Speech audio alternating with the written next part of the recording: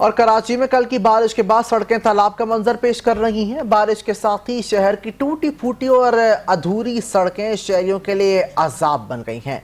शाहराहों के साथ अंडरपासेस में भी 5 जगहों पे पानी जमा है, जिसके बायस शहरियों को शदीद मुश्किलात का सामना है। मज़ीद सूरत हाल जानते हैं हमारी नुमाइंदा दुआ गफ्फार से, जो इस वक्त अंडरपास पर ही मौजूद हैं। जी दुआ, बताइएगा वहाँ क्या हालात हैं?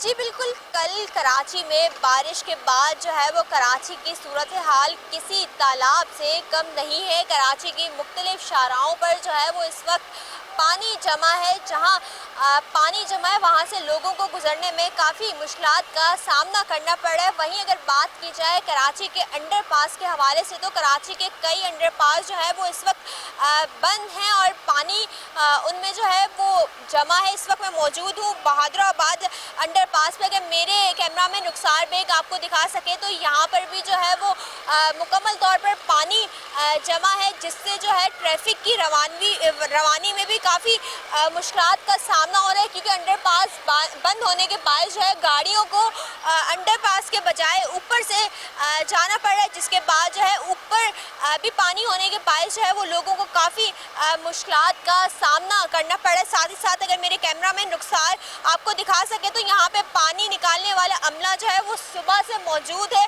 लेकिन अब तक जो है पानी नहीं निकाला जा सका है, क्योंकि यहाँ पर जो है पानी काफ़ी मिकदार में मौजूद है, जिसके बायस जो है पानी का अमला जो है वो यहाँ पर मौजूद तो है, लेकिन पानी अब तक नहीं निकाल पाए हैं। मेयर कराची की जानिब से जो है यही दावे किए जा रहे हैं कि कराची की शाहराहों पर पानी मौजूद नहीं है, लेकिन कराची की शाहराहों पर भी पानी मौजूद है और अंडरपास पर भी पानी मौजूद है। जी।